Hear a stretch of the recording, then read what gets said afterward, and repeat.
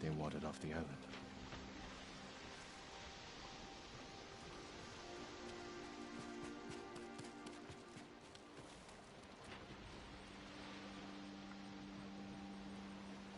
Leroy Warwick, what up, dude? What's going on, Leroy Warwick? Good to see you. Thanks for being here. Let's see. Hey, brother, how's it going? Says Tony J. Oh, Tony J, man, it's going amazingly. I am being reminded today one of the major reasons I stopped producing YouTube content at scale, which is editing YouTube content is a pain in the anal orifice, especially when you start having technical difficulties. What should be a show that released last night called Collector vs. Wild now has me re-recording about 90% of the game footage that I already filmed because Adobe Premiere doesn't like my laptop that I'm using, and it F's up all of the video that you try to put in there. So I got another video editing software, and that video editing software doesn't like the files I used for the videos that I capture. So I have to recapture all of them, because even converting the files to MP4, which seems to be the codec that this piece of software likes, does not work. So here I am. I'm actually not re-recording Ghost of Tsushima because I got that one to work. Ghost of Tsushima I actually re-recorded already. But I'm going to have to re-record like 90% of the footage. So I am just playing Ghost of Tsushima for fun while I'm editing the part of the video that I'm at, until we get to the point where I need to actually do some re-recordings, which the next recording will probably be Star Wars Jedi Fallen Order. And I got to do all the Switch games over again. I got to do almost all of the Xbox One games over again. But yeah, what are you gonna do, man? It's what you do for the love of the game. 2 seconds into it, and Brian's already ranting. Wouldn't have it any other way. Oh yeah, man. I just hate everything. It's real easy to rant when you hate everything equally. That's all it is. You just hate. You have hate and malice in your heart, and video games is where I decide to take that hate and malice out for a spin. It's better than killing people, Tony, which is probably what I'd just be a serial killer if it wasn't for video games. I'm convinced of that. I'd just be a straight up serial killer, like Serial Killer Jones. I'd have a nickname. I'd kill so many.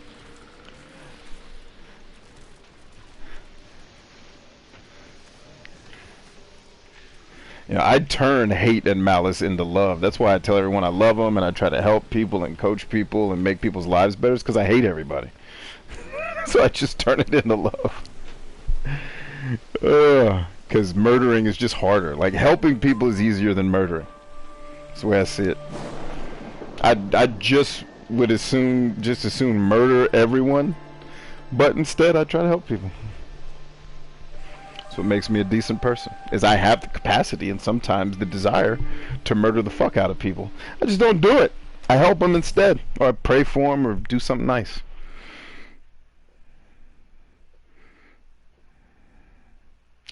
Charm of the Kami Storm. What does it do? Staggered enemies have a 30% chance to be... I don't need to knock anybody down. I'm already kicking ass. 90% of my comedy is just me being pissed. 90% of all comedy is comedians being angry or sad. That's the point of comedy. It exists. It's the counterpoint to tragedy. Right? Have you ever seen those masks, the comedy and tragedy masks? That's all it is. It's All comedians are angry, especially Seinfeld and Frick. I'll tell you, you want to know what comedian is really angry? It's the angriest comedians are the ones that look like they're having the most fun. Like you see Bill Burr and you think, oh, he's angry. Yeah, he's nowhere near as angry as Brian Regan. But if you saw Brian Regan, you'd be like, oh, this is a happy-go-lucky, nice guy. He's funny. He wants to murder everybody. He wants everybody dead. He just channels it into comedy. That's the key, is how do you channel? All of us are bruised. All of us are wounded. All of us have been through shit. It's just how do we channel it, right? We want to murder and hate everybody. It's in our nature.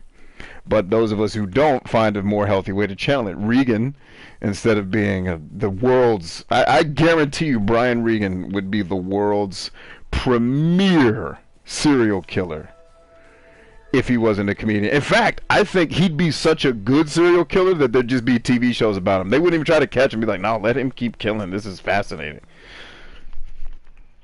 Like, did he hang that lady up by her weave and got the weave not to fall out of her hair when he killed her? Like, this guy's amazing. You know what I'm saying? Like, that's what you have to do. Come and fight. I think Brian Regan would be the most celebrated. We would celebrate his killing. We would celebrate Brian Regan's serial killing. It would be so amazing.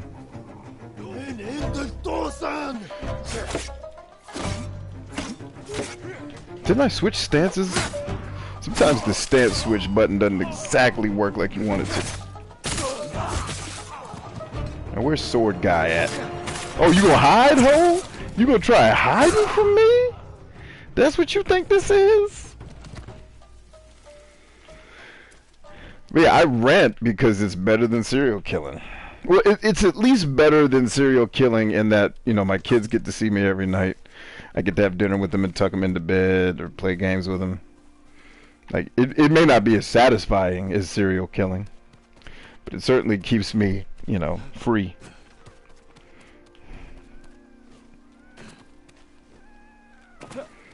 Is the fox still... Come on, Fox. I'm ahead of you, baby. Let's go.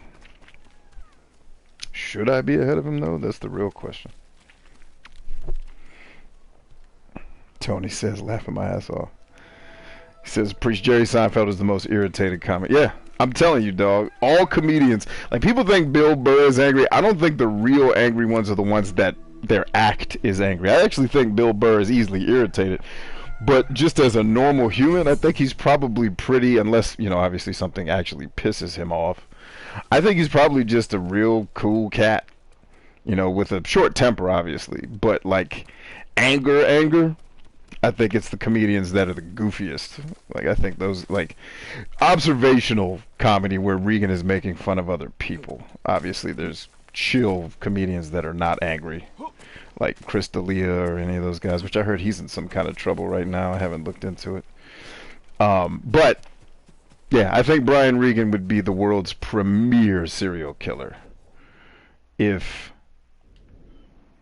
he wasn't a comedian. And like, he'd be so good at it, there'd be a next flick show called The Regan Murders, where they actually just televise him murdering people, because it's so awesome the way he does it. It wouldn't even be a crime. It'd be art.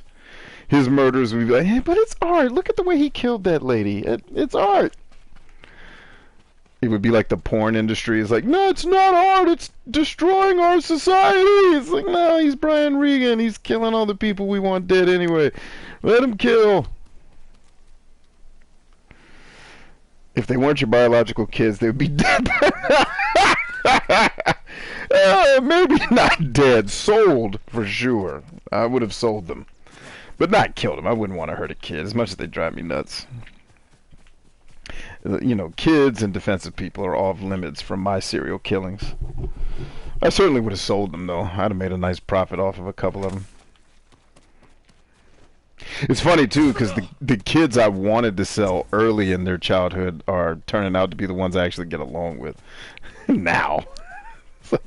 Like, my second son is just chill. Like, he doesn't trip. He doesn't usually make a lot of noise. If I give him something to do, it's like, Roger, Dad, got it. It's not, it's just like, all right, Dad, I got this. Peace. You know, he's a hustler, man. He's like me. He makes YouTube content. He started making Snapchat content, TikTok. You know, he makes music. So it's like, but when he was a baby, he and I did not get along. I told my wife, he was the first one I started making jokes about selling on Craigslist. Like, can we just get this baby out of here? I don't like this dude. He whines too much. He's a mama's boy. And none of this stuff's true now. He barely whines ever. And he's just cool. And he hates people like his dad. He gets annoyed with people. He's like, I gotta go sit down and take a break. Like, he'll come up here and hang out with me just because his brothers start driving him nuts. Ooh, I'm about to get some bear hide. Did you see Ryan Long blowing up off his woke racist? I didn't see the woke racist video, but I have seen him for sure blowing up. Like, I saw when he got verified. I saw when he made that video. And he deserves it, man. His writing is freaking tight. His writing is nasty good. Like, to be able to make some of the stuff he makes funny, I think anyone who watches him, like, if you've never filmed a sketch comedy show before, and I have, I've been on them, writing sketch comedy may be the hardest thing to write on the planet. To actually have it be funny and successful, like, that shit is hard. To write a sketch, film it, and actually have the jokes land, I've never made entertainment that's harder to make than that at all. Like, even when I'm telling jokes in public speaking or telling jokes on streams, like, I bomb all the time. I've bombed during it. In fact, I was just talking to one of my friends on Facebook. She was remembering this time a couple years ago when I was giving a keynote speech that she was at. She's like, I miss you, man. That keynote speech you gave was great, you know, seeing people's lives change. I said, more like me telling jokes that didn't land and pissing people in the audience off. She's like, you only pissed off one. It's fine. But it's hard. Like, it is hard to get a joke to land because everybody has like, my wife, the shit she thinks is funny, she gets sad because she's like, yo, watch this video, it's so hilarious. And then I watch it completely deadpan, like, yeah, all right. And then she gets sad, like, oh, I feel like I wasted your time. Like, you didn't waste my time. She's like, I thought it was hilarious. Like, yeah, of course you did. Of course you did. You know, there's nothing wrong with you thinking that's funny. You know, so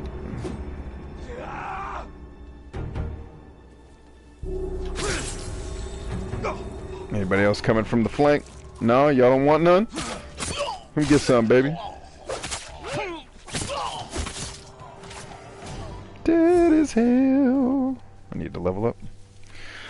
So yeah, it's like she showed me something one of my boys did the other day, which I get why it was funny. I'm not saying it wasn't funny. It just didn't make me laugh, which is really hard to do. My kids have made it into a game. It's like, let's try to make dad laugh, and so they'll show me a video and I'll just look at it dead-faced. Like, why are you wasting my time? Because I don't laugh easy. I don't find most things funny. I don't find most shows that people find exciting. I mean, you guys have watched me talk about video games for years. I'm extremely picky when it comes to entertainment. And I think it's because I just think most entertainment is not that great. And especially, I think what really does it for me is perspective. Like, I've encountered pieces of entertainment that are so phenomenal. It's like, why bother watching something that's mediocre when you have phenomenal things to get into?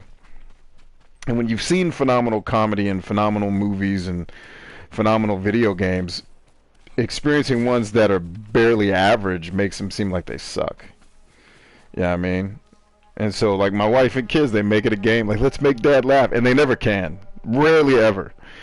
But for Ryan Long to make those videos he makes about our culture and woke culture and actually make them funny, that shit is hard. I've written sketch comedy. I've acted in sketch comedies. One that went extremely well. Many that nobody gave a shit about. And and I'll tell you why. The reason the one went extremely well is because we had a director that knew how to film, cinematography. He knew how to write jokes, and he knew his audience.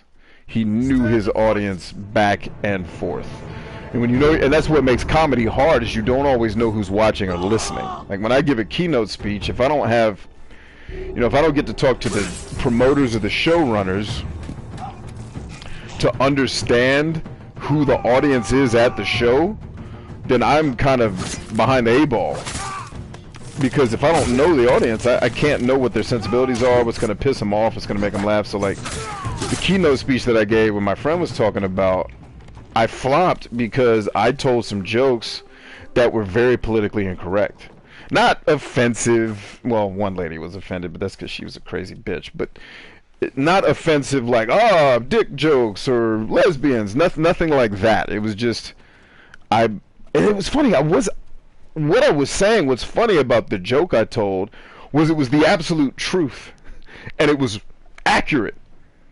I just said it in a funny way, and the person got offended. I was like, but this is what I get, and I didn't say any of this, but what I wanted to tell that crazy lady was, I get that you're upset with me for saying this, but this is what reality is. I get that you don't like it because you're in the group of people that I'm making fun of. I respect that, you know, and that's because you suck, not because my jokes are offensive. But it's like, yo, what I just said is 100% accurate in business. No good business owner would do this. And that's offensive and that's ageist. That's discriminating against, like, yeah, it's discriminating. It's what life is, making discriminating decisions. And in this case, you should have been discriminated against. Not because of some protected class, but because you were not the target audience. Anyway, this shit's hard. I told 2 jokes during that show. One, I don't think they knew I was joking. I think they thought it was being, because it was I was telling a really dark story, but it ended with a joke. And it was like, nah.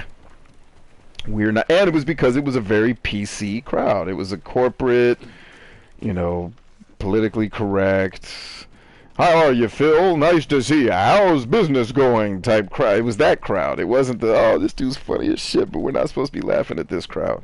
It wasn't the comedy club crowd, right? So it's very, very hard to make comedy that lands because you really got to know who you're making the comedy for. So yeah, I got mad respect for Ryan Long watching what he's doing, man.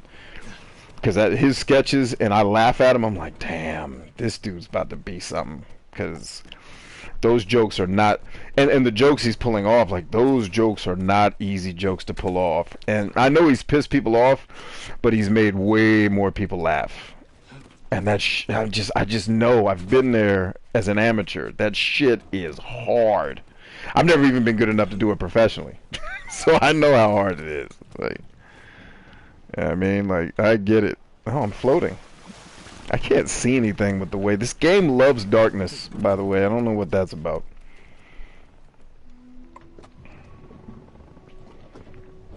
How many sons do you have again? 4. You can outsource mowing the lawn. Oh, yeah, I outsourced mowing the lawn back when my oldest turned like 9. Get your ass out there and cut the grass. Let's see. Yeah, man, Ryan is hard. He's a fucking shark as well. Like, his knowledge and winning mindset is crazy. Yeah, you can tell. I mean, you can tell all those things are true by how good he is. Like, no one gets that good without the fucking grind. And he probably does have a ton of confidence because he works harder than everybody else. I mean, that's when you were talking yesterday about, oh, dude, your confidence is contagious. Like, I don't just have confidence.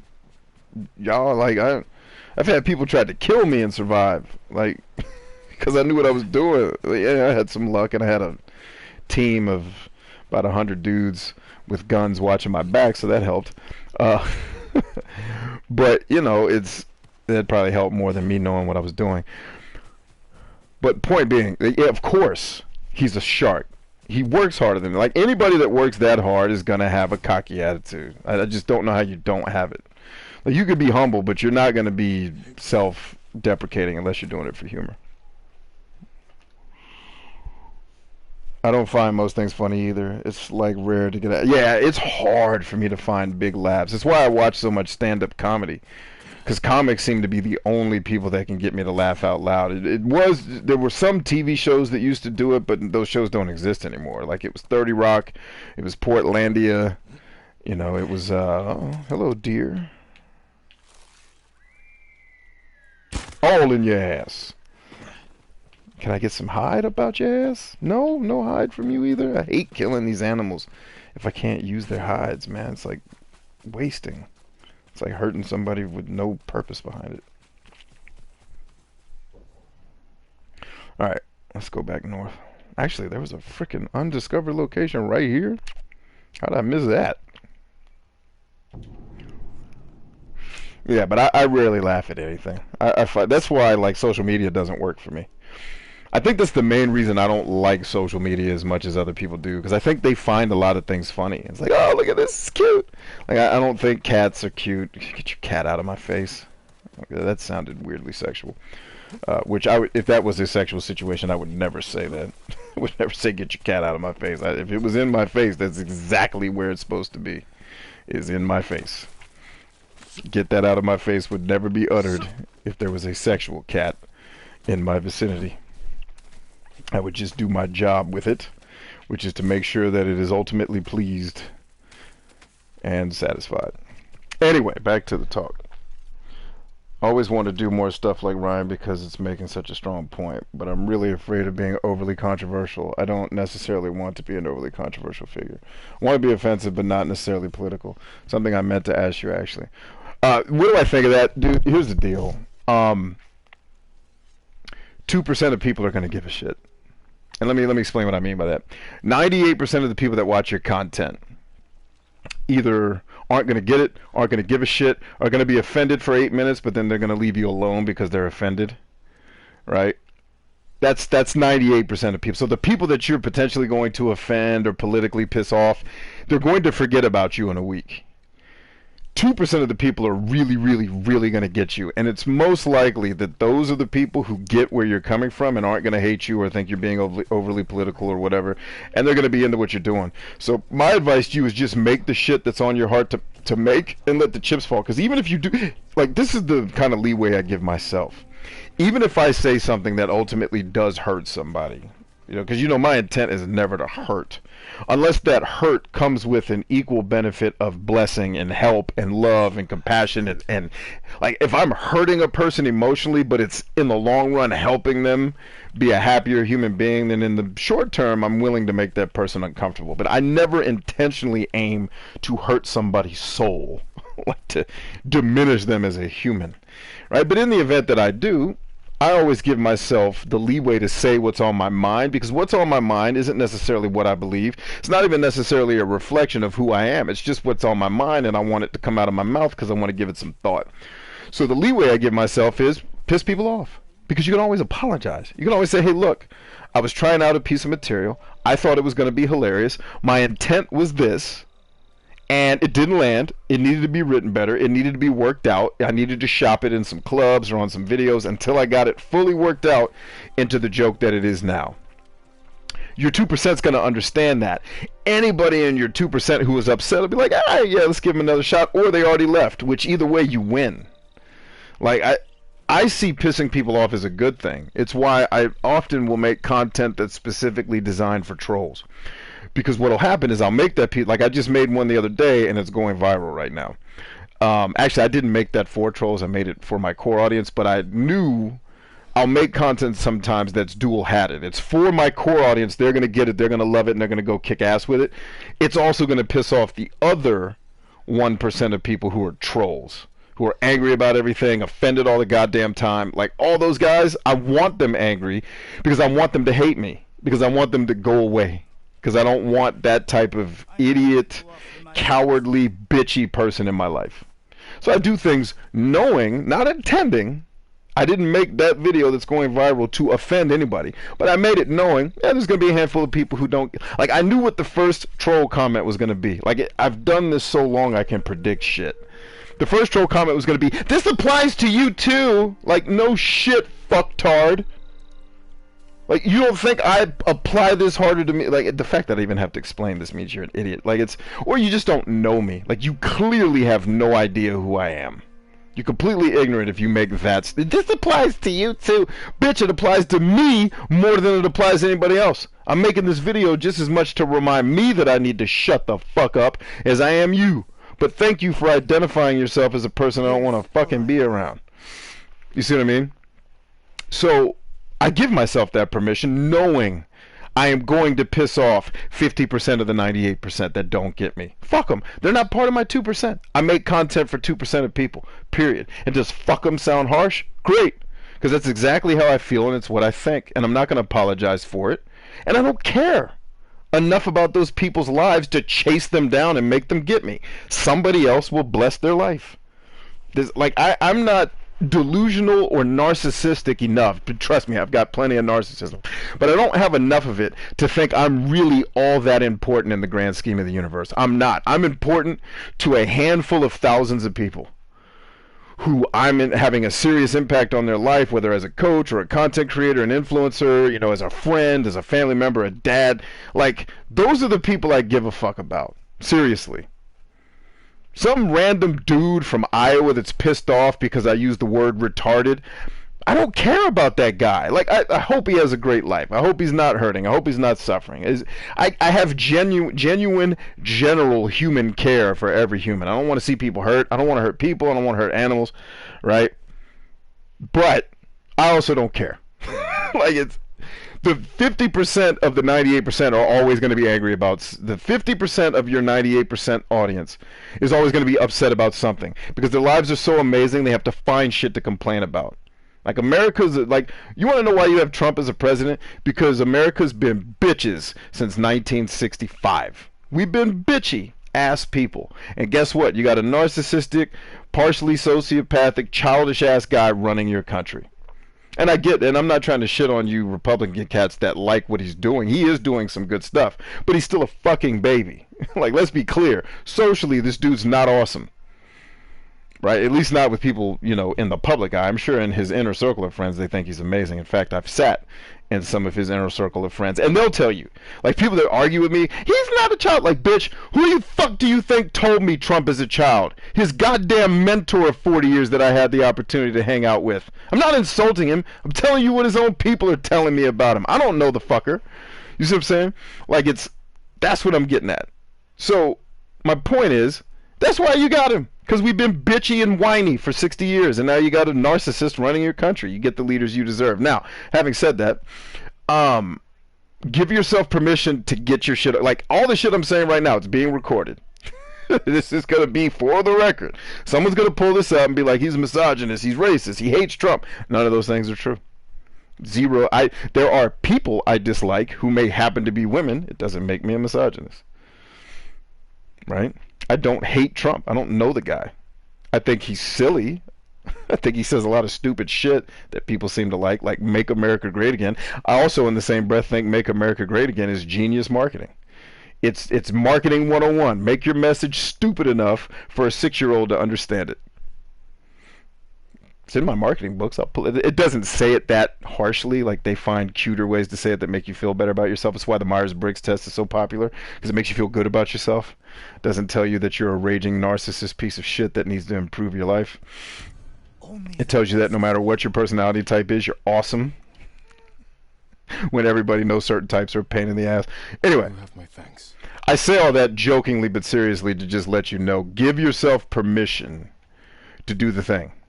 And you're inevitably going to offend. Now, and I'm saying, like, if you don't want to be the offensive political, like, if you don't want to be Nick DiPaolo, right? This hardcore right-wing, I'm going to make all this content shitting on people on the left because I know it's going to get me a lot of attention because me being a comedian didn't really work out in terms of being famous. And I have no idea if that's his motivation. Maybe he just feels a moral pull towards, having to get all this political shit off his chest. If you don't want to be him, don't be him. But if you got a thing you want to try out and a thing you want to say it, man. You're going to offend and be controversial. It's the price of thinking. Trade is difficult in these times, my lord.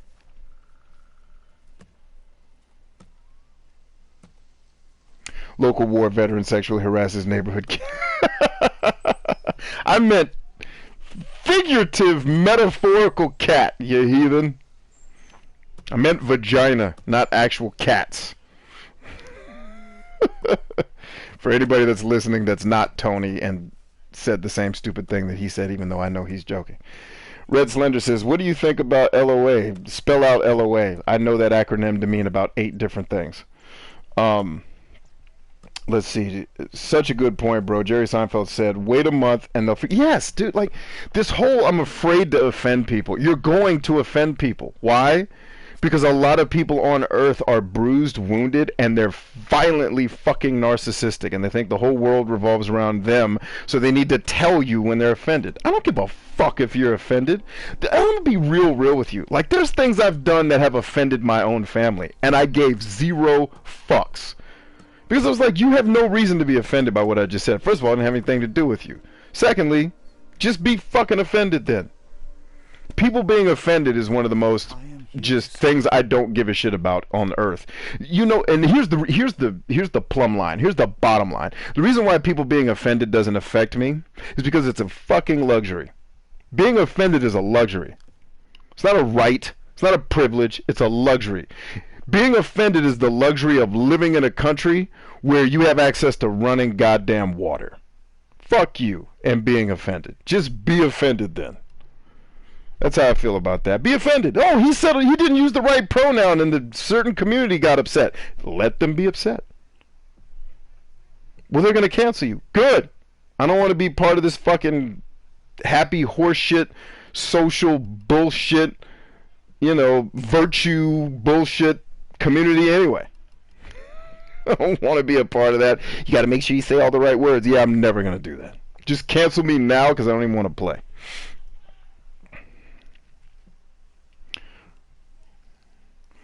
Let's see. Tony goes on to say, yeah, that's one of the scary parts. It's like 10 years down the line, some asshole will pull up your tweet from 12 years ago, and now you're being, fuck them, be canceled, who cares? What does canceling do to anybody that doesn't, and you know, obviously go to prison? What does canceling do?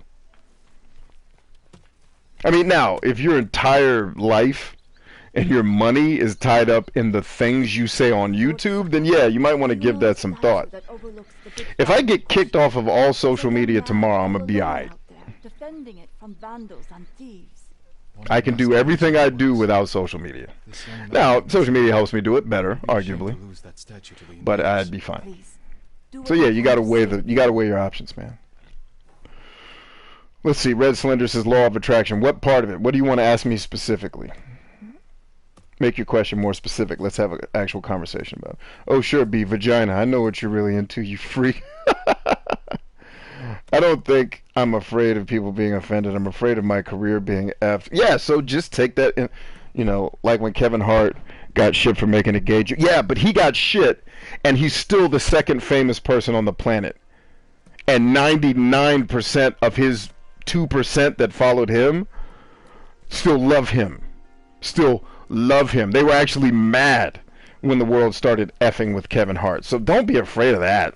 Someone's always going to say, I was there 20 years ago when he wore blackface. Yeah, and it was fucking hilarious 20 years ago. To everybody, including the black people there. We didn't discuss that part.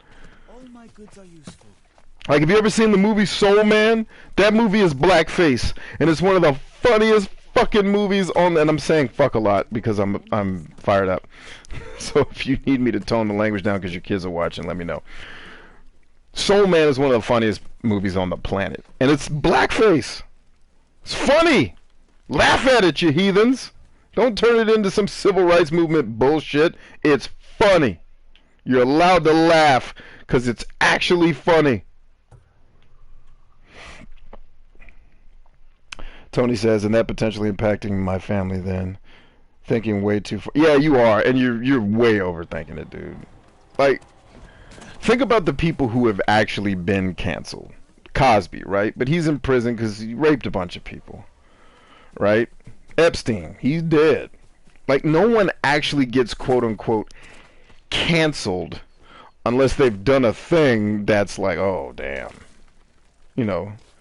Tony, if you go rape the Pope and film it, then yeah, there's a good chance you should probably be canceled. You should probably not have access to YouTube anymore since that's what you uploaded. But saying a thing that a group got offended by, enough, like, think about what went on with Louis C.K. When I heard the story, and this is for real, I respected everything that was said about him using his power and him blah, blah, blah, and taking advantage of the situation. All true. And it's still your responsibility to say, no, don't pull your fucking dick out and leave me alone if you don't want to see somebody's dick. And the reason why I say that is because well, you're not empowering women. No, I'm actually empowering women, because instead of letting them make a choice out of insecurity and fear, I'm telling him, make a decision out of courage, which actually gives you strength. It lets your strength come out. And if this person fires you, guess what? Good. You don't need to work for him anyway. And because I had this exact same conversation with a lady that was, I was consulting a place that had huge problems with sexism that went as far as sexual assault that needed to be dealt with. And this one of the women there was convinced that she was going to be the Jesus Christ of this place. And I kept telling her, you are not going to change shit. There are too many people here who are not in your camp. You need to leave. You need to either go start your own business or find somewhere else to be that shares your values. Period.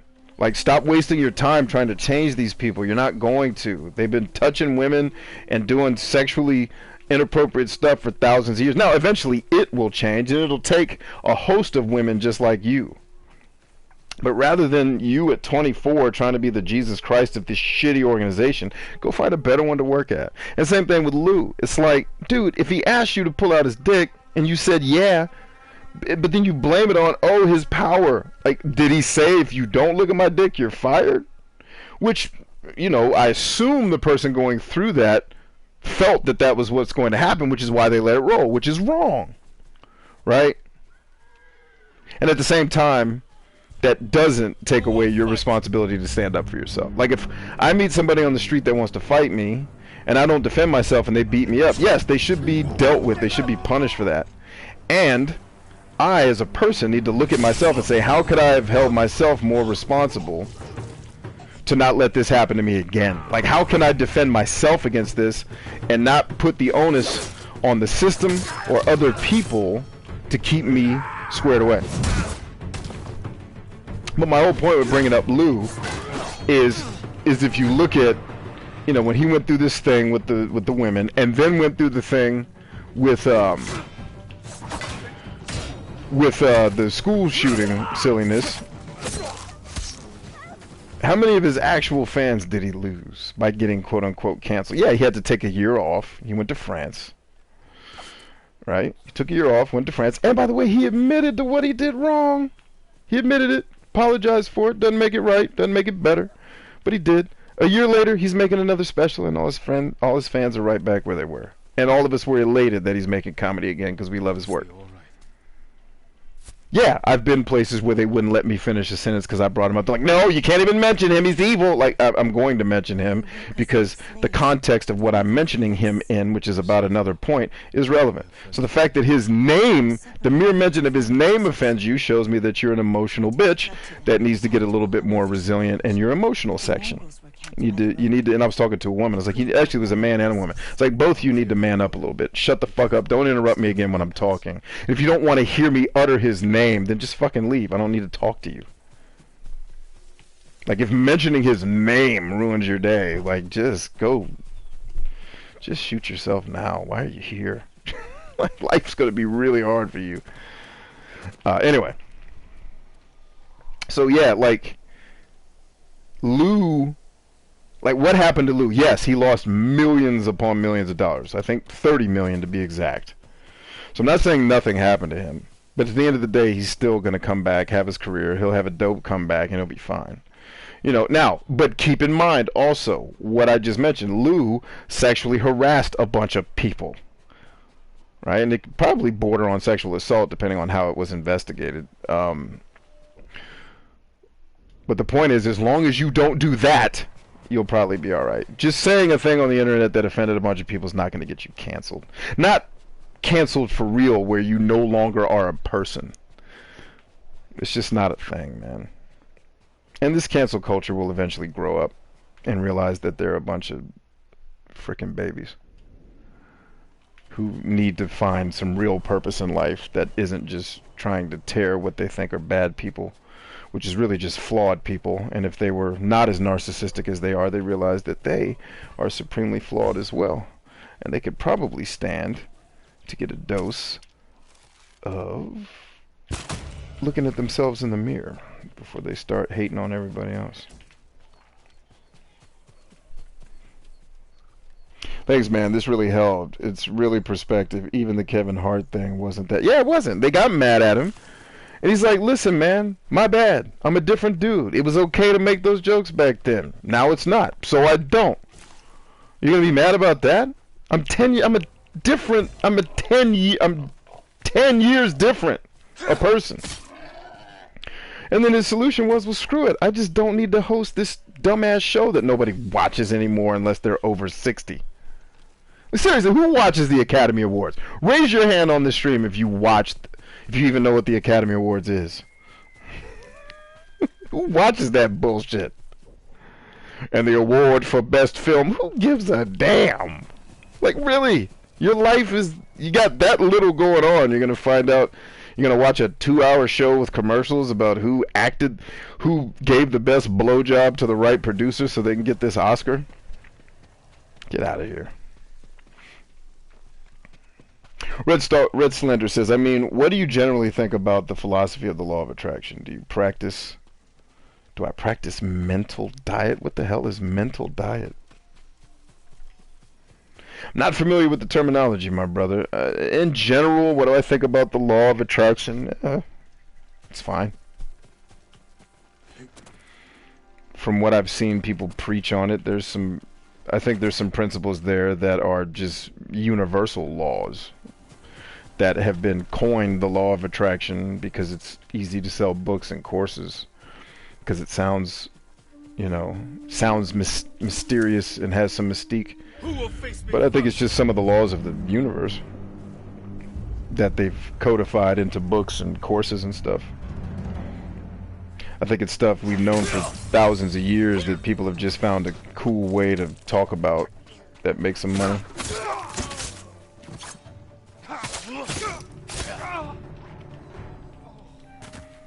But yeah, I'm not sure what mental diet is.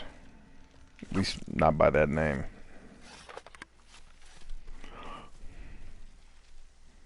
Let's see. Why does it keep filtering out Tony's comment? Tony, aren't you a admin on this account? Why in the name of the Lord is it filtering out your comments? Law of attraction equals focus on what you want instead of dumb shit that makes you feel bad. I will say, like, I sat through the Law of Attraction documentary or whatever, and I will say there's some hokey horse shit to it that makes it palatable for, like, bottom feeders and people who just want to have an easy life, which is most people. It's why that shit's so attractive. It says, I just imagine that a dump truck of money showed up at my house, and next thing you knew, it was a dump truck of money. Like, they leave out the hard part that makes the law of attraction work. Like, yeah, you need to focus on the thing you want, and then you need to do a lot of things that are in line with the thing you want, and when you do that long enough, magically shit you want has a way of showing up in your life. So where I have beef with law of attraction is it gets sold as this hyper spiritual, if you just focus your mind on the thing of Jesus and then Jesus shows up. Like, it's like the people who say go in the closet and say Bloody Marys 7 times and she'll show up and kill everybody. It's like, come on guys. Word. That's the jam. So, like, when I saw the documentary, it was like, come on guys, we got to be better than this. Like, at no point did we mention that this lady who's now a millionaire worked both of her titties off. She no longer has titties because she worked them both off to successfully pull off this thing that she's trying to do. That's where I think law of attraction gets silly. Like, I didn't just imagine $1 million and then in my lifetime I've made over $1 million, right? A couple of times. Like, it's not how it works. I look at some of the benefits I have right now in my life and I'm like, damn, the shit I had to go through just to have access to that. Like, even the banks that I have access to because of stuff that I've done in my life, it's like, damn, that ain't no law of attraction.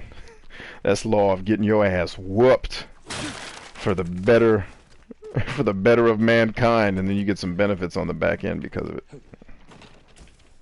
So that's where law of attraction gets a little silly to me, is where it doesn't focus on basically, if you've ever been in one of my paid courses, I talk about it in some of my free courses, but I really harp on it in my Good Life Playbook, personal development and professional career development course, One of the things I harp on is we will talk about philosophy, we will talk about mindset, we'll talk about the things you need to think, but we're going to talk a lot about the practical application and execution, because that is what success comes down to. Yeah, you got to know stuff.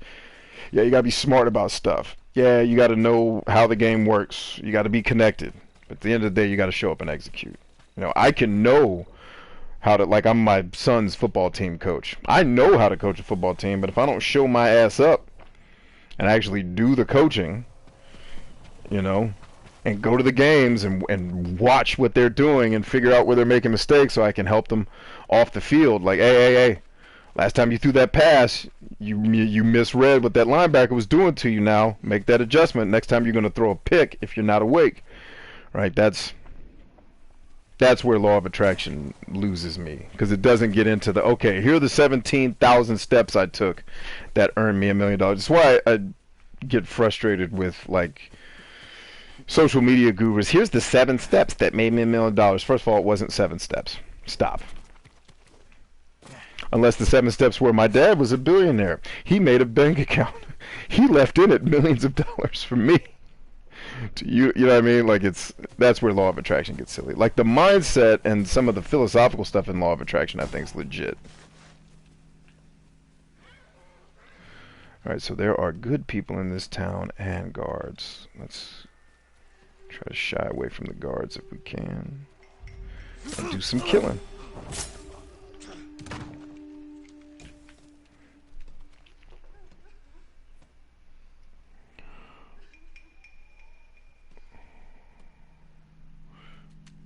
It's because I'm brown. Yeah, the secret literally says only take action when you feel inspired, which is the biggest pilot. Yeah. Well, and let's be clear, the book The Secret is just a rewriting of a much older book, I think from the 17 or 1800s. Or maybe even older. Like, they just literally took a book that was already written.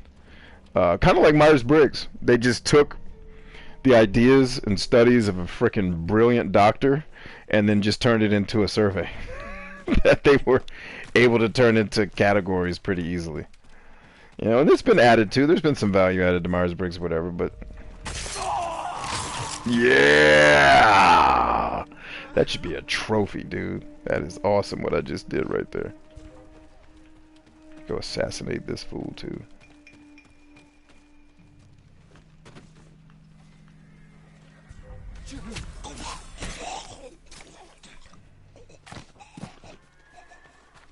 Get low. Plenty of dudes out here. You don't want to get seen. Getting tall grass, so I can kick tall ass. Is that a guy or is it one of? It looks like one of the villagers.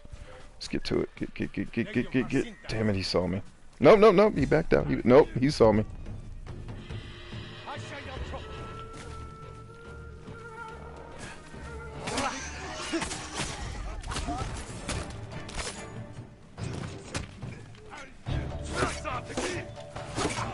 Wrong stance, switch.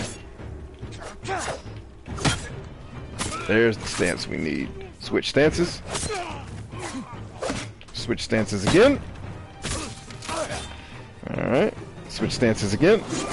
Oh, I was just fast enough to pull that off. He almost hit me. Hell yeah, sons. Yeah, Tony, so I wouldn't sweat it, bro. Like, I fluctuate between really peaceful, fun-loving guy who loves everybody and wants to help to angry, disheveled human who's tired of human stupidity. You know, I go from relatively professional in the way I conduct myself to dropping F-bombs and saying retard. So it's like, I've had people reach out to me and say, hey, bro, I really wish you wouldn't drop F-bombs as much. And I just have to tell them, listen, most of the words I say are calculated for effect. Meaning, if I'm dropping an F-bomb, it's because I want your attention. And I probably don't have the same sensibilities as you. I don't look at the world the same way you do. Like, I'm not offended by certain types of language. So I get it. You know, in my professional work, I try to keep that stuff to a dull roar. And by professional, I mean like in my courses and, you know, stuff that I sell and whatnot.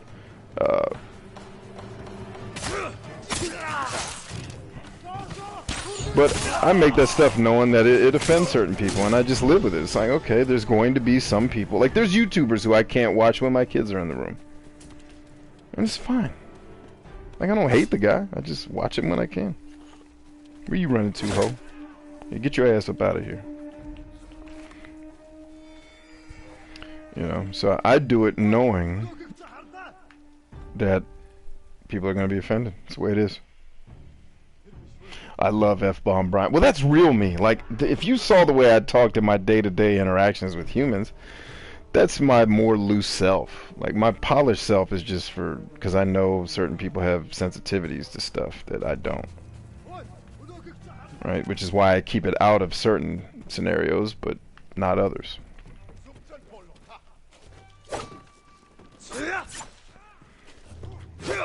So I guess that window cannot be jumped through or broken.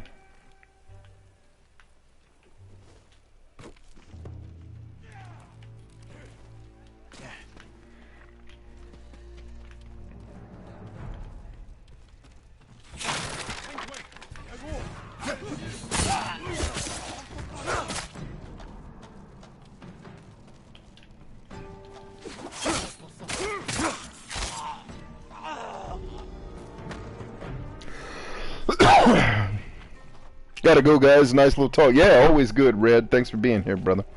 Stay strong.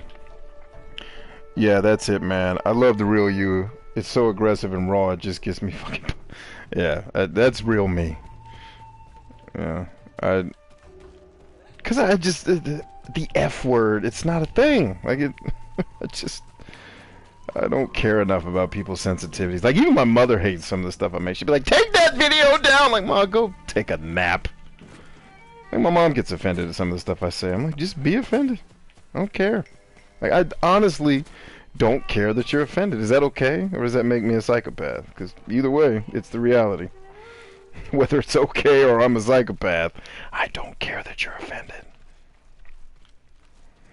It's just who I am.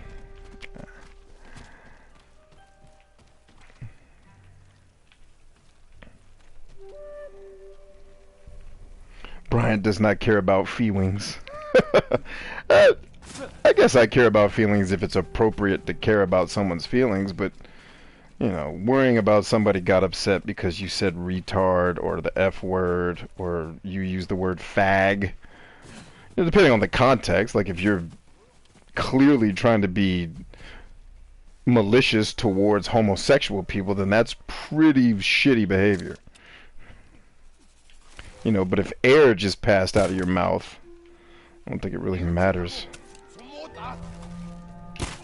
Blow that, hoe.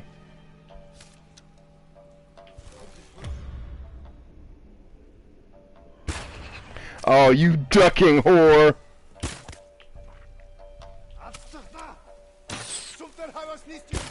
Nice try, hoe.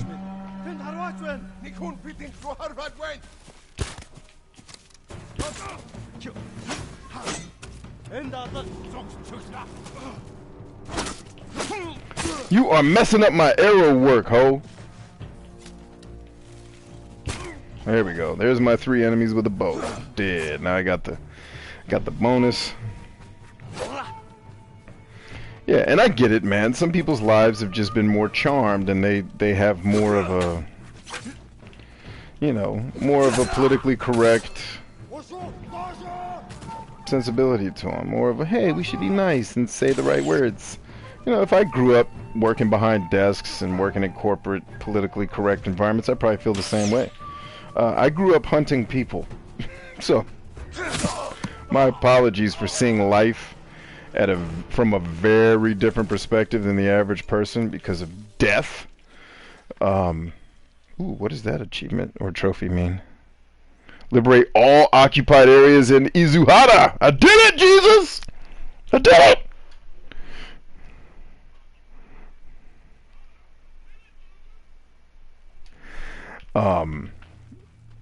So yeah, man, it's when your life is dealing death and avoiding death, you just don't have the same, you're just not going to have the same hang-ups that other people have. Because they grew up in more charmed environments. They worked in an office, you had to not say certain things when, you know, Phyllis was around. Like, dude, when your job is dealing death, you don't have time for, hey, the way you gave that briefing yesterday, sir, you used the word retard. I was really offended when you said that, and it made it hard for me really to focus on the mission. Well, here's what we're going to do next. Turn in your uniform and your rifle, and just go be an accountant at Google, where they love supporting hypersensitive bullshit. Go get in there.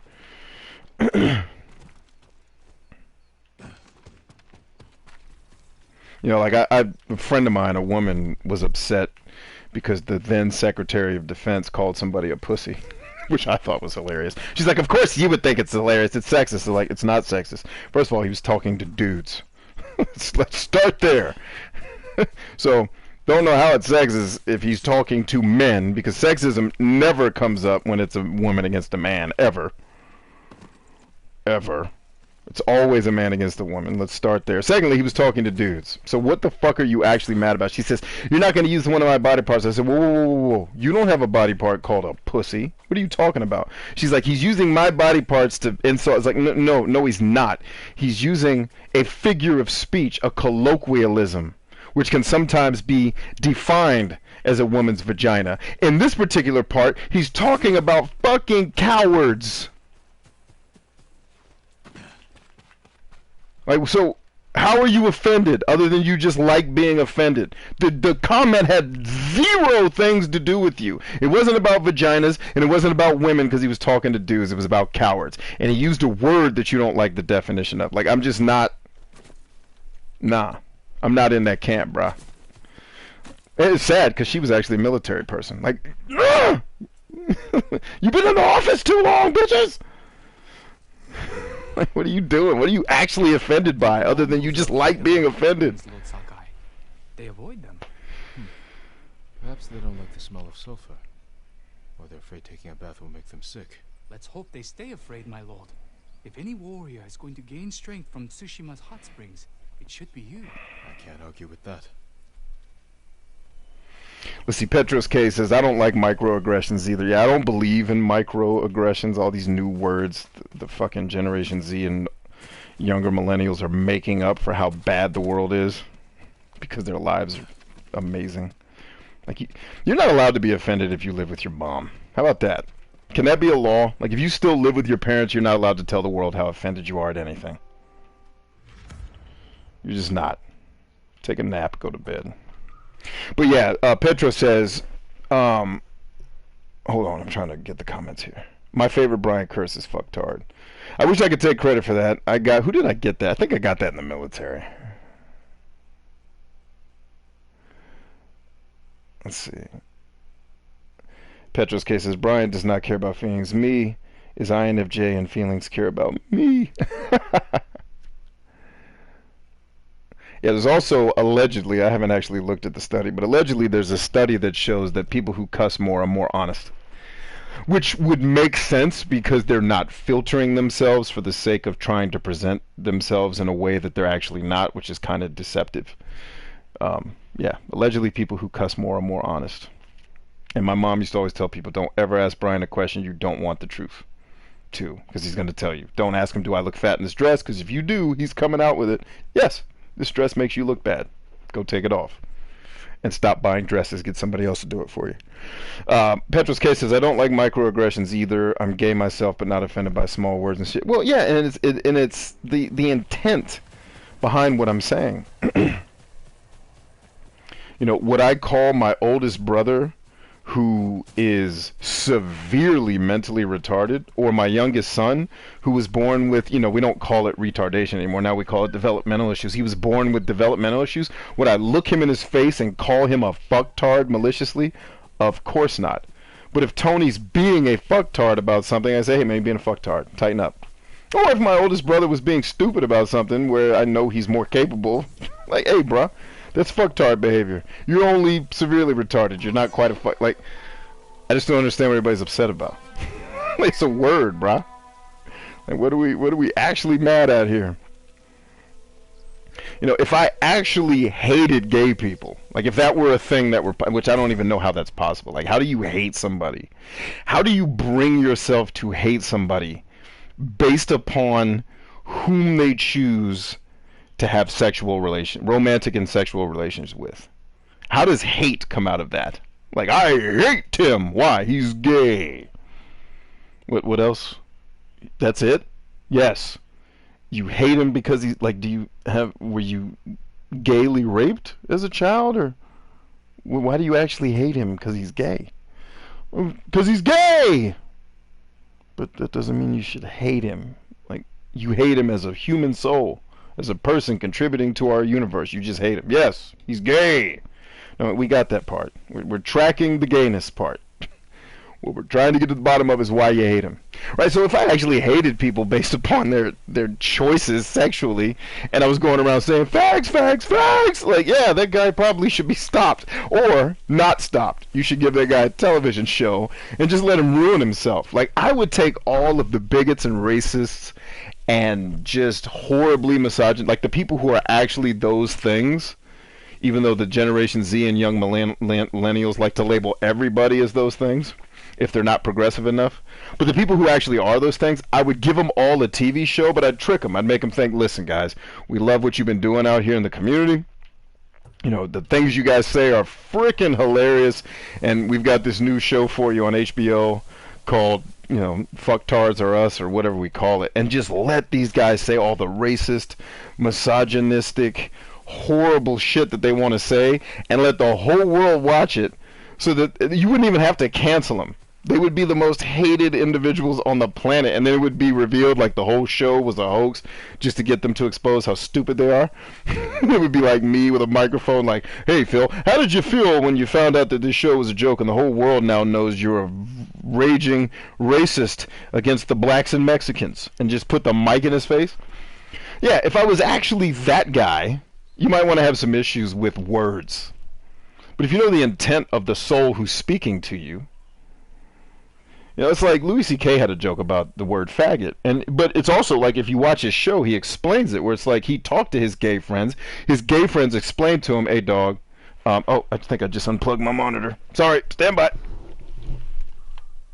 You know, his gay friends explained to him, hey yo, tell your jokes, say the word, but just know what the word means in certain contexts. And they explained to him that, you know, the word faggot comes from long ago in human history, where we used to burn people, specifically witches, at the stake.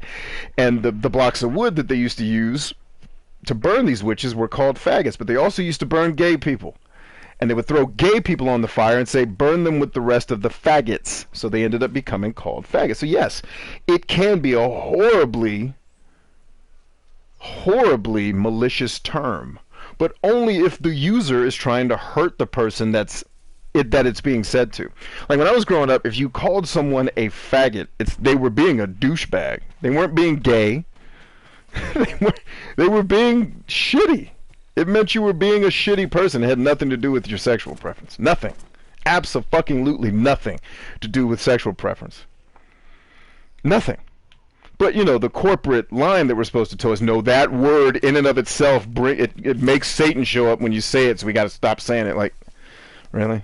We got to stop saying words? That's where America's got to? Like, not horrible, freaking racist tyrants trying to take over the world that we have to stop in a world war. Now we just can't let people talk. Yeah, so I'm with you, brother. I say all that to say I'm with you, bro. It's just like, it's words, guys. It only has the meanings you give it. But more importantly than the meaning of the word is the intent behind what I'm saying. Everything I say has the intent to uplift. Even if I'm being funny, or like when I say something shitty to Tony, it's to make him feel good, man. We're friends. We joke. And even if I'm cussing someone out, it's because I see that they have potential to be amazing, and I'm trying to draw something out of them. I'm not trying to tear them down or make them less of a person. I'm a moron and a piece of shit. Like, I don't value myself as highly as I think some people probably think I do. So it's like, nah, I'm just trying to help you win because I see some potential in you, and you got some softness about you that's going to stop that. So I'm trying to eradicate it. Right? So I don't know. I don't know anything about anything. You know, but just, I don't understand how you're a misogynist because you use, or a homophobe, for example, is one of the favorite darling terms of this younger generation. He's a homophobe. Kevin Hart. Word. He's a homophobe because he made a joke about gay people. You know, I make jokes about all kinds of people all the time. I make jokes about myself. I make jokes about my family. You know what I mean? So I don't know what's going on these streets anymore, Jesus. I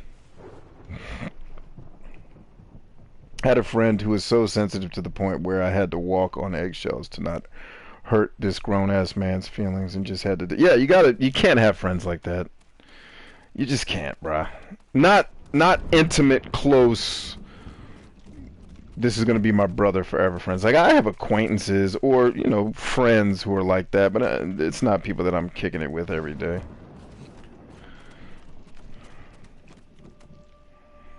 Yeah, I never understood what's wrong with saying pussy. I have literally never, ever gotten offended over someone saying dick. Well, because first of all, pussy has 19 different meanings. She was just taking it to mean, see, he's using a feminine body part to call us weak. Like, oh, fuck you. Like, you're finding things to be offended by, guys. Like, you're finding them. Like, what can we be offended by today? Ah, that! Like...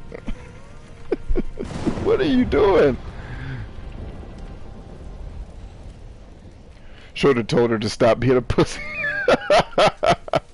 She would have laughed if I said that to her. And don't get me wrong, I'm not trying to paint these women or these people that I'm talking about as bad. This is a woman whom I love dearly. Very much, you know. I got nothing but love for her to this day, and I respect her greatly for a lot of the stuff she's trying to do. She's a self-proclaimed feminist, but she's a good fucking person who's trying to do some dope shit, and she's a freaking warrior. I mean, she's in the military, and I mean warrior like she's a beast. You know, she just has some ideas that I could do without. But I would never stop loving her because of it, because she's still, you know, because I have some crazy ideas that I even know are like, yeah, that's pretty crazy. No one's going to buy that one. Should probably keep that one on the shelf. Petros K says, one person kicked me out from a group chat on Telegram because I just asked what was an article that someone had posted. What? Brian, speaking about the gay thing, hence our representatives in our community are calling many of us like me self-hateful for not being attracted to feminine boys or non-binary. Wait, what? You're self-hateful for not being attracted to feminine. Oh, you're attracted to. You're not attracted to men who identify as non-binary who are also gay and they have more feminine energy. I mean, that's like saying I hate Jesus because I don't like gospel music. What? That doesn't even make any sense. Like, you're attracted to what you're attracted to. Period. I don't think Pamela Anderson's very attractive. Like, half of the white American standards for beauty that we've had for the last 60, 50, I'm not old enough to have seen them, but I've seen pictures. Half of the, like, white American beauty symbols we've had over the last 100 years, I don't think are really all that attractive at all. Like, I remember when Pamela Anderson was the thing, I'm like, first of all, I've seen this chick naked before all this. Like, I had the Playboy issue because my dad used to have a bunch of Playboys. Like, I have the Playboy issue where she was, you know, the beauties of Canada, where she was just regular old Pam before lips and titties and fake asses and all this other stuff started being a thing.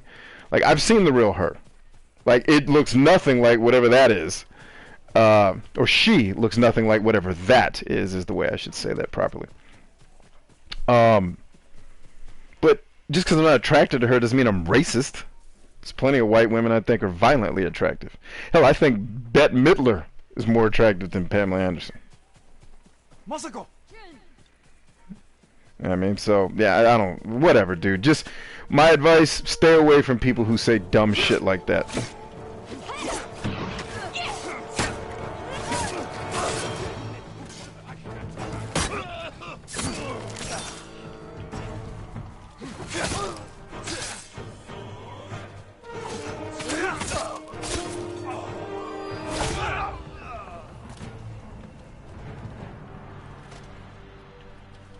Masako out here killing hoes, man. As you're gonna have to bust that sword right back out, bruh. Couple of times. What are you doing? I'm trying to kill this guy. Wow, they've really cut down on giving me supplies since I've switched my charms. That is a serious charm. You can intensely notice the difference. Alright, let's see what she's got to say. What are you doing here, Masako? Looking for my family. I already found my husband, but I've yet to find my sons. They died as warriors, defending our home. Did you see where they fell? No. The battle was chaos. I could barely keep eyes on my uncle. Let me help you find them. Yeah, all these communities pushing the microaggression culture. Absolutely. And I think it's going to take more brave people like you speaking up against that bullshit to really finally put it to bed. Because this whole cancel culture is it's already dying. And it's going to die. Because most of America doesn't like it. And they think it's bullshit. And they keep their mouths shut. Because usually when people are keeping their mouths shut, it's because there's these loud vocal minorities have created an environment where their sensitivities are coddled and pandered to. But inevitably, you get enough Americans together and they've had enough. They're going to be like, all right, get these fuckers out of here. All right, so, like, and I'll submit an idea that I haven't spoken much publicly. Like, I've said it publicly, but I've never said, this is my belief. Because it's not a belief yet. It's just an idea that I'm playing with in my brain, and I'll talk about it a little bit here. I don't think America has as many communities as it says it has. I think the word community has become a replacement term for when we're just trying to stereotype a group of people. Let me give you an example, because you just talked about the gay community, but let me use one of the communities that I am allegedly a part of, which is the quote-unquote black community. I have submitted the idea, not a belief, just an idea, something that we need to put some thought on, and I need smart people to challenge some of the notions here. I don't think, or at least, at the very least, I think it's possible that there is no such thing as a black culture, a gay culture, a transgender culture, or even really like even a gamer culture. Let me explain why. Because in order to have culture, like if you took culture and just boiled it down to what it actually means at its base level, it is a group of humans with what we call collective regard. So what does collective regard mean? We've got similar values, very similar outlooks that we all share, right? If I lined up 100 black people in a room and started asking them about their values and the way they see the world, I think what you'd find in that group of 100 is probably 10 to 20 different communities in that group of black people. Just out of 100 people, I think you could have upwards of 20 communities, meaning groups of people that see things differently, that have different experiences. We don't have that's why I hate the term common sense, because it means we all share the knowledge in common. Most things we share knowledge on in common are not what make people successful. Like, it was like common sense is the religion of the mediocre. It's not actually a good thing. Leave it alone. But the same thing with communities. Like, I think you could find 5 to 20 communities if you lined up 100 black people, because they all have different, like if you took me, I definitely don't fit the black stereotype narrative. First of all, I'm not a Democrat. Secondly, I don't, what are some other things that, even my tastes in things like music and entertainment and the things that I'm into are not often stereotypically black. There's even some stereotypically black things that I despise, like foods, right, that are just known kind of black things. So we use the term, or the news especially uses the term black community, just to say, hey, these blacks are really angry. But that sounds offensive and racist because, you know, people are sensitive. But that's what they're saying. The black community, I wasn't a part of this thing the news is talking about. Same thing with gays. Like, if I lined 100 gay people in a room and just start out, what are your values? What are your religious values? You'd have Muslims, Christians, you'd have atheists. Like, it's not a community. It's people who all happen to do one thing the same. We happen to be gay. Doesn't mean we're alike, doesn't even mean we get along. So this whole, there's a community and we're making rules for the community, and if you're not a part of it, you need to be on the outskirts. What I say is build tribes, not nations. And what I think communities are trying to replace is, we built a nation. Philosophers for over 1,000 years have been telling us to cut it out, stop trying to build nations. Shit eventually goes south because humans are stupid. And that's proving true in every civilization. America's having its issues too. They're like, build tribes, build states. That actually is more effective, right? And so what I think you're going to have is different tribes of gay people, different tribes of black people. And what you need to do is find your tribe. And your tribe may have some non-gay people. Like the thing that makes your tribe may not be your sexual preference. It's always going to come down to your values, right? And as a gay person, it doesn't mean you automatically have the same values as everyone else. Like, for example, going back to the black community question, I'm not a Democrat. My whole family, I mean, I got to hear every week at some fucking vent session on the family group text about Trump or the Republicans. It's like, guys, we fucking get it. You hate the Republicans and Trump. Like, can you just say that? And that is the thing. Like, it's fine if you're saying it on your social media or you're saying it in places that are yours, but you're interrupting my day now to tell me about all your shit that you're upset about, right? So it's, you know, I have friends who are, I'm not a Republican either, but I have black friends who are Republicans that are getting called Uncle Toms and sellouts and coons. Like, wait a minute. Coon was a racial slur that whites used against blacks. Now blacks are using it against blacks because they don't toe whatever the line of blackness is. Like, so you're calling this dude a racist and a white supremacist for voting for Trump, but you're fucking calling him a coon while you're doing it. Can you be that retarded? Can you? You're doing the thing you're accusing him of just for his values. What? So my advice to you is find people that share your values, bro, and hang with them. And a lot of them probably won't be gay. And everybody that has a problem with you not liking, you know, non-binary feminine men, there's 2 words that I want you to learn, that I want every human to learn in your vocabulary. Every human, I even teach my kids this, every human has to have these 2 words in their vocabulary. You ready? Fuck them. They're not paying your bills. They're not paying your car note, your mortgage. They're not raising your kids. They're not trying to make you a better person by giving you things that help you, knowledge that helps you, experience that helps you. They're just telling you, you're not a part of our happy little club because you see things differently and we see that as different and we're scared, yellow belly fucking cowards, and we can't abide someone not seeing it our way. I mean, the leader of Metallica moved to Montana, for God's sake, because he couldn't put up with all of his peers telling him that he wasn't progressive enough. He's like, fuck, I'm as liberal as it gets, but I'm still not enough. Like, fuck it, I'm moving somewhere else because these people are fucking crazy. And that, when I made the video called America in 50 Years, that's actually what I was talking about, was our very tribal nature as humans is going to cause us to form splinter cells.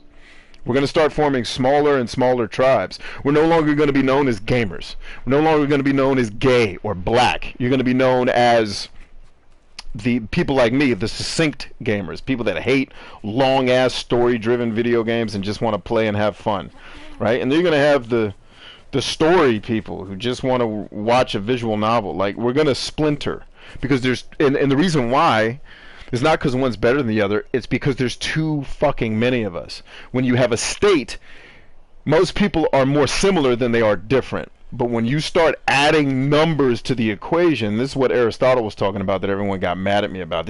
He was wrong. Like, yeah, he was wrong, but he's also more right than wrong. And he's wrong with way more human study than you did reading the blog that you read that told you that Aristotle was wrong. But he's also right in that our human nature causes conflict. Right? And we roll with people we consider to be part of our tribe. That's why they're giving you shit for not seeing it their way, because they see that as a warning flag that you're not actually part of the tribe, and you're going to eventually do something that's detrimental to the group and the narrative that they're trying to spin. So I tell people all the time, fuck them. Find your tribe. Right? Find them. And that's exactly what I was getting at with this whole community bullshit. There are no. I think it's very possible there are. I'll tell you where there are. Let me talk about some communities that do exist. Veterans. That is a fucking community because we all share the same values. Not all of us. There are outliers, but we deal internally with the outliers. We don't fucking cancel them or get on the internet and make a damn smear campaign about this person that was doing some real. And I'm talking about. I know some vets who've done some vile shit, even to me. And you will never know about it because we've handled that shit internally. We handled that cat, this one person I'm talking about in particular. We as a group handled his ass under the radar and in the house. We're not going to air veteran dirty laundry in front of America to see because he's not fucking with any other Americans. We saw to that shit. Right? We dealt with that shit in house. We didn't need to have some narcissistic campaign. We did it. We took him down. No. Because frankly, you know what was really funny about us, quote unquote, taking him down? We didn't want to take him down. In fact, we didn't even want to get the police involved because we don't want him in jail. We want to help the dude because he needs help. So find your tribe, man. And learn the 2 words that'll save your life. Fuck them. If they're not part of your tribe, you ain't got to be warlike with them. You don't have to be antagonistic, but you also ain't got to like them or spend a whole lot of time with them. Find your tribe, man. Build it. Let's see, Petro's case is cancel cultures. And that's the thing, like we don't need cancel culture. But veterans are a culture. We have very, very similar values. You know, but we're also a small group of people. Like if you add up all of the veterans compared to how many Americans there are, there's not many of them. Right? So any group that you're going to try to call a community, honestly, to me, that has more than maybe more than 10 million people is probably not really a community. It's probably just a group of people that have something in common, but it's not a community. All right? There's value differences galore. And the one thing that'll rip a community apart is having different values. Which is why Petros K is running into problems with his quote-unquote community. He has a value that doesn't jive with one of their core values. And you can't exist in a community or an organization or a group of people where your values and their core values don't either match or at least are agreeable, even if they're different. But alone. Do you think he deserted? When your husband fell, your clan surged forward to avenge their lord. No one fled. It's a comfort to know they were loyal to the end. Keep your eyes open for more of our battles. Okay, is that another thing I'm going to have to find out in the world? Oh no, it's something they want me to do here. Let's see, Petro says exactly as you said, Brian. Just because I'm gay, I don't support pedophilia, which the quote-unquote representatives are leaping to gradually. Neither, I don't like parades with nude dudes dancing to kids. I can see how one might not like that. Jin, over here.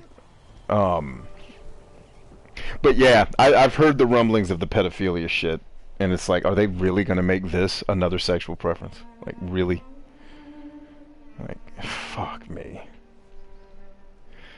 There's just that stereotype that the communities are trying to pass to the wide crowd, that we all follow the mainstream lines of our... And that's why I say, I've started telling people, stop calling shit communities. There's a part of my soul, and I'm not fully convinced, but part of me believes, I can be totally convinced otherwise, that's why I say it's a thought more than a belief, but I just don't think there's a black community. Not anymore. There used to be. If you go back to the 1960s, there is what I would call a black community, and that community existed out of necessity because they didn't have access to the white community in America. They had to build their own community. Right? That's when there was a black community, and that's where I think the term actually comes from, because it used to be a community, and I think integration destroyed the community. And I think there are good and bad that come with that. Obviously, when the community was there was support, there was good, but the community also had a ceiling for how high it could go.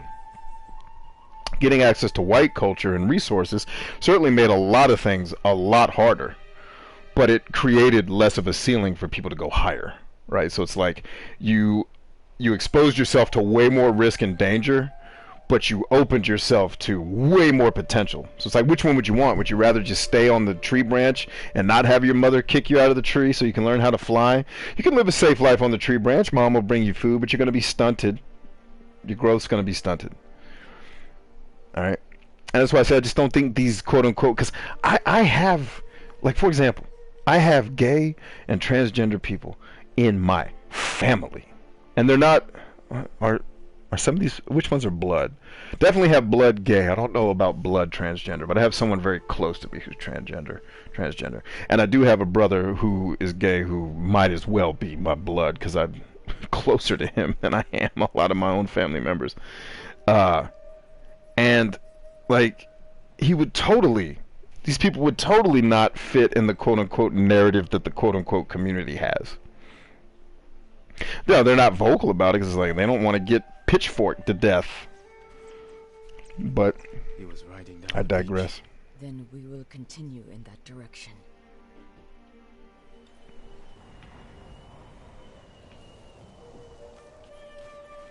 Am I gonna have to listen to her talk at each one of these stupid ass flags? Can we just get this over with? Recognize him.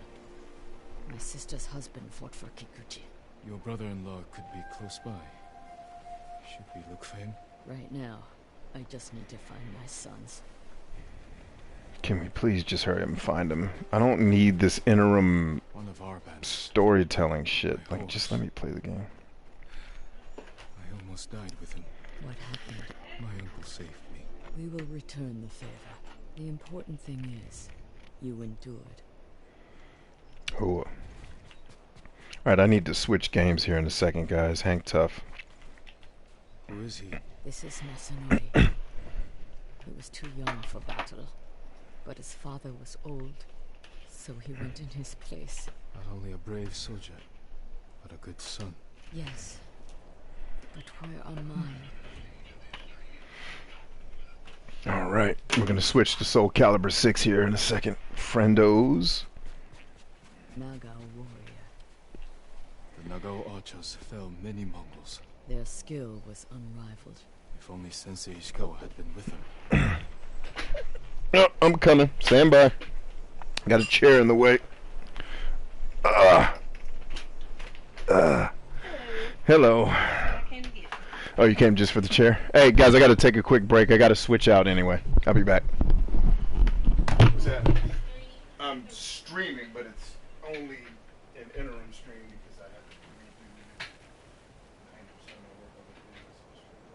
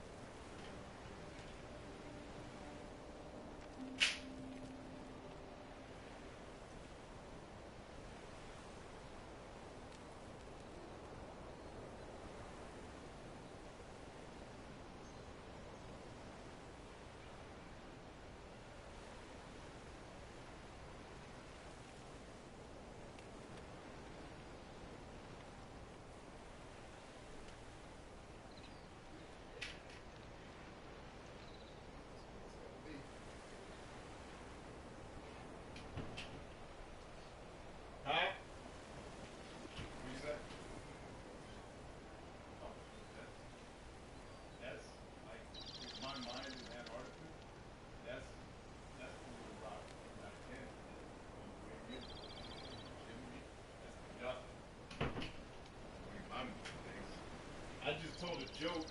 I just told a joke on my show about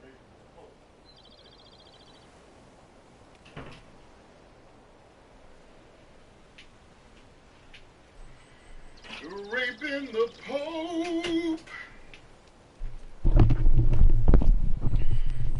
All right, we are back in the groove. Sorry, guys. Had to go holler at my wife. Thank you for your patience.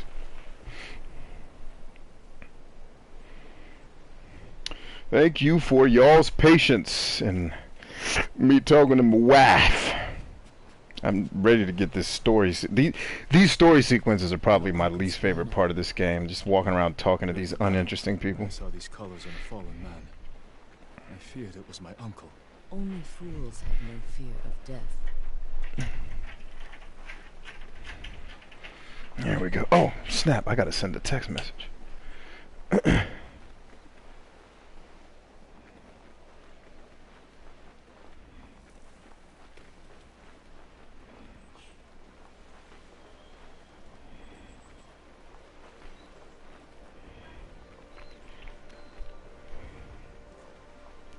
Alright, let's go back to YouTube.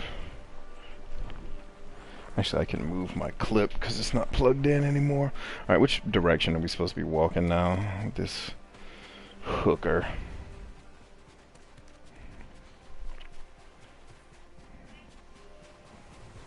What do you mean return to the area? I'm in the area, fool.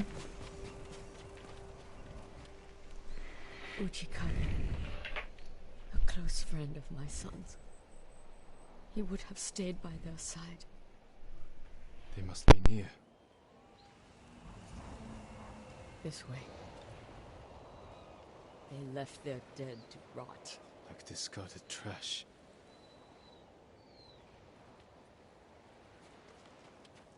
No.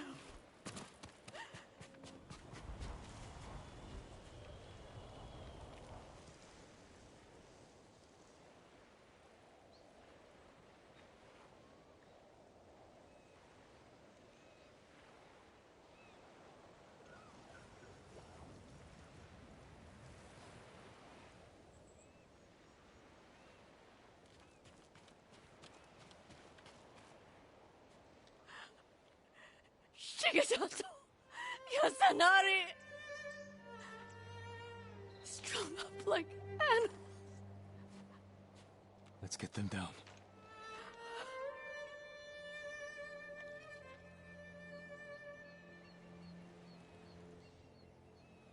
They should be with our family, buried beside their wives and children. The journey to Ariake isn't safe. Is there someplace close we could bury them that would honor their sacrifice?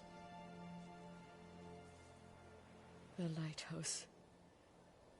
They played there when they were young. But it's been overrun by Mongols.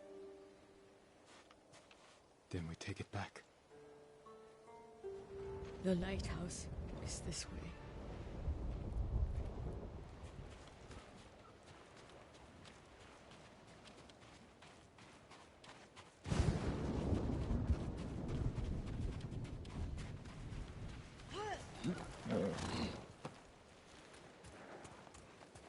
They loved climbing that tower. If they didn't come home at night, I could always find them there, gazing at the stars. You are a good mother.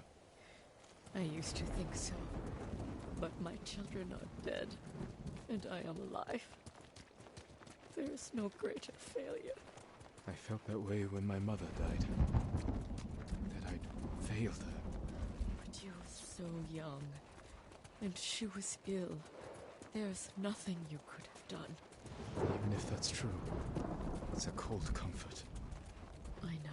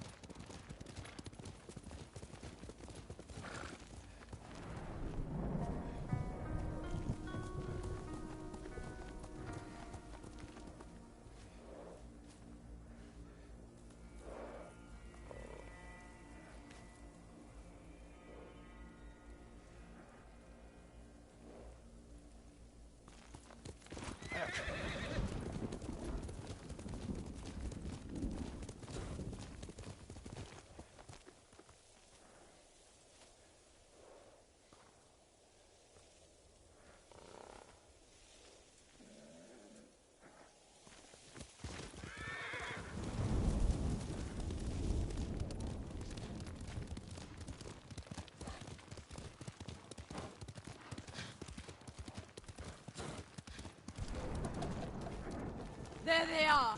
Mongol swine!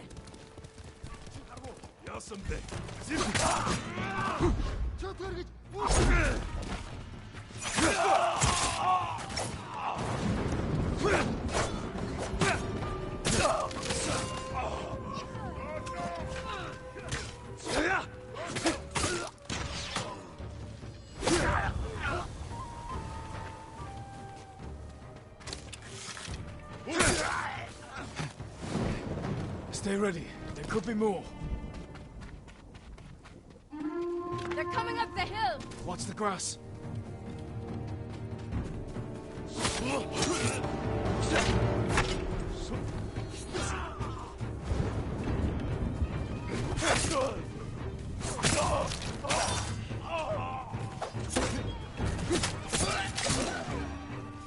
Look! Through the tree! They're relentless!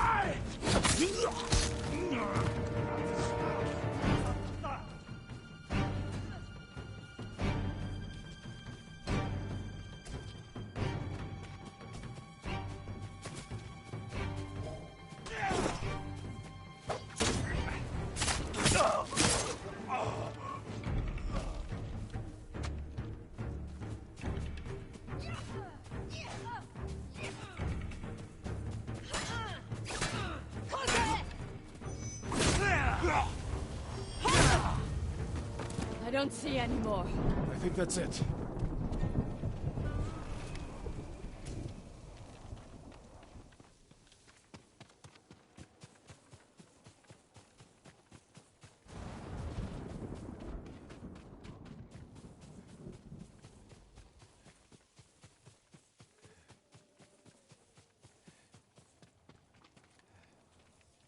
Then it's time. Let's bring my sons.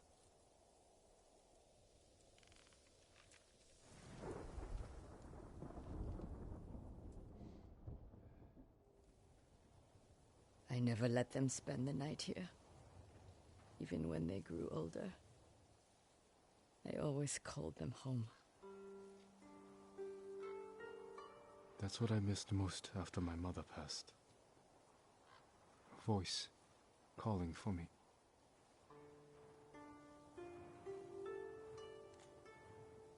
Take comfort in knowing she is at peace. They all are. You have been a great friend, Jin Sakai. Thank you. But for now, I'd like to spend some time with my sons. I understand. Be well, Osako.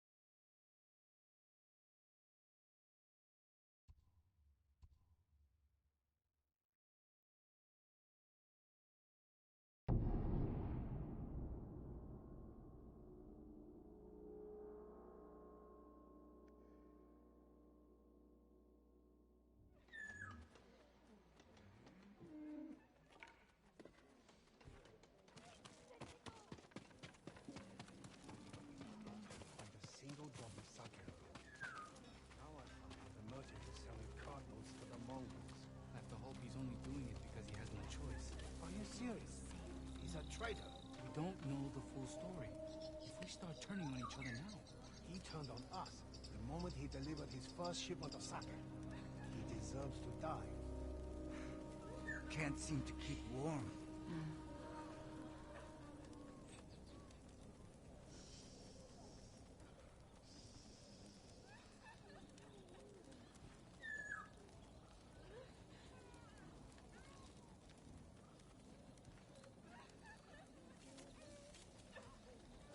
You are love.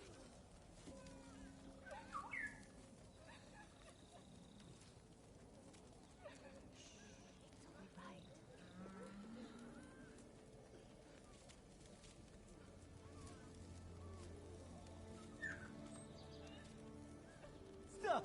Please!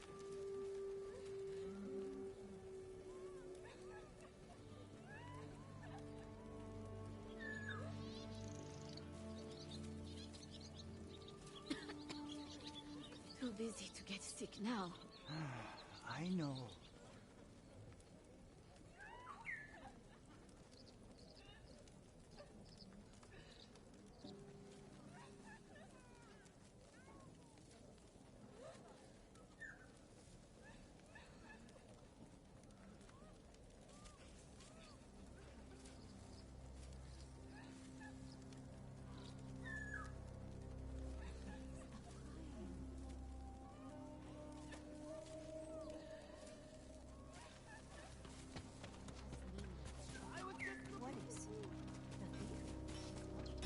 I can help improve your blades, my lord.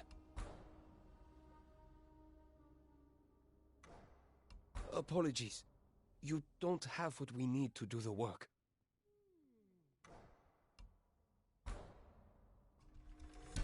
You'll like the finish.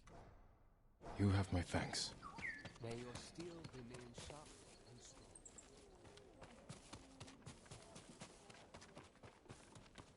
My armor will dull the Mongols' weapons. I heard they fought among themselves.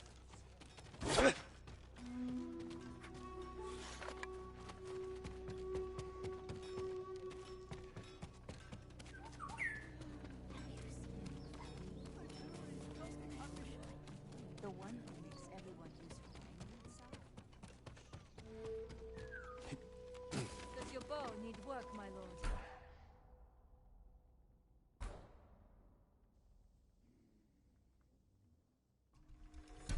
Your arrows will strike like deadly falcons. Death from afar.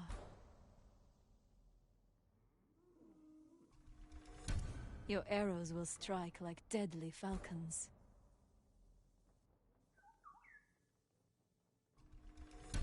A bow without equal.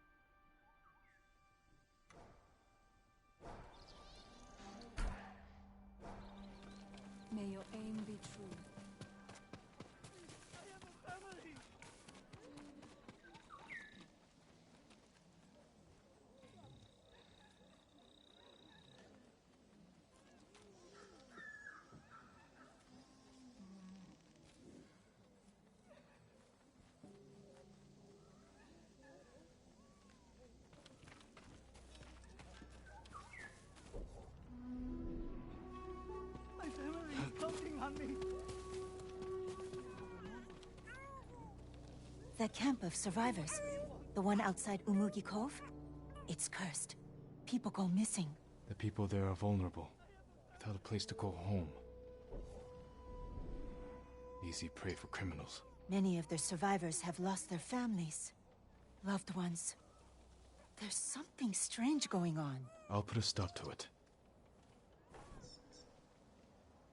Please, stop crying.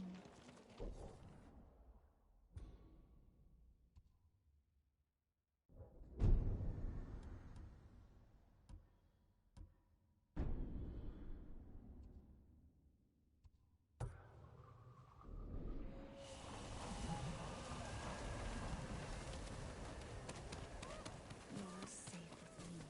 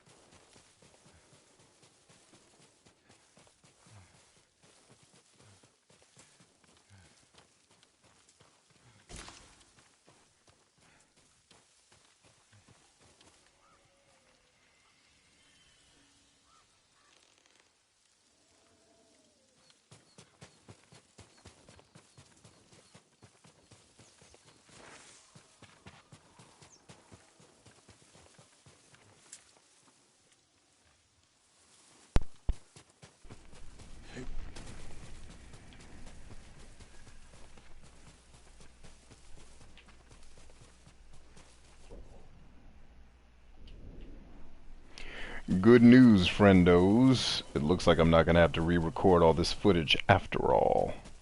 Hallelujah. It just, as it turns out, the conversion of the video that I did to try to make it work earlier, the conversion just wasn't actually done. Like, it showed it was done in the software, but in the folder you could see that it wasn't actually done. So now here we are, ready to roll, son. And we're going to, let's see, we want to convert this file as well, which is weird that it doesn't choose the file that you have open in the software to convert. You actually have to add it separately, which is so weird. It's like Joy Butterfuck over here. So as it turns out, I'm gonna have to play all these other games. I can actually put Soul Calibur back in its giant box, which I'm looking forward to showing you guys in the video, in the show. Ooh, I definitely need to cover this game next, in the next Collector vs. Wild. This game I got for 21 bucks that's actually worth like 100. That needs to definitely be in the next joint. Alright, we're going to save that. Let's convert and save it to MP4, please, if you don't mind. Call the destination file. Wait, I don't want to browse. I want to name this hoe. Alright, so it's Rage 2. Electric Boogaloo. Alright, so it shows that it's done much more quickly in the software, but it appears that it actually takes a little longer to pull it off than what the software suggests. Ooh, another hot spring of Jesus. I like the way this game lets you discover locations. Like when you do certain things, the question marks will actually pop up. Like basically I liberated this whole map, so now all the unexplored areas that I haven't been to basically look like they've been traveled to, and it showed me the undiscovered locations on the map that I still have to hit, which is great because a lot of times they are these haiku joints, or like this hot spring that I'm at right now, which increase your health, increase your stamina, or in this game they call it resolve. It's dope, man. And I get to see Japanese butt cheeks. That's a double blessing. You know, you got a pair of Japanese butt cheeks in your life, you won. You want life. Look at them cheeks. Damn.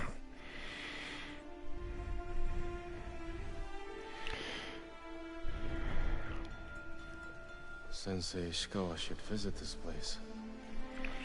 I wonder if he's ever relaxed in his life. He's strung tighter than his bowstring.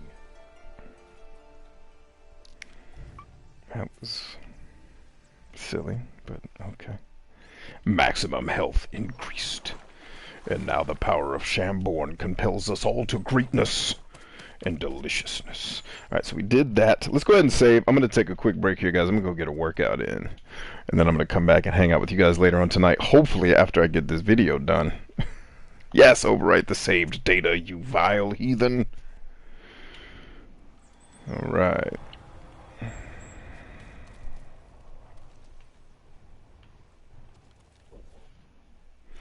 Alright, so we did that one. We've got these two.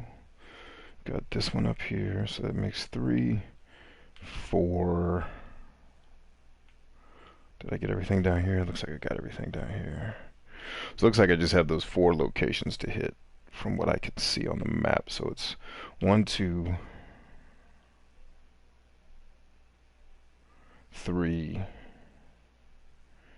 4, and then we're done, dog. Sweet. Then we can do the rest of the side. Oh, no. There's 2 more. So 1, 2, 3, 4, 5, 6. Alright, that's cool. So it looks like we got about 6 of them. Or so. There may be some that I'm just not seeing on the map because I'm overlooking. But this is where we will pick back up later on. Alright, I'm going to dip out. I'm going to catch y'all later. It's workout time.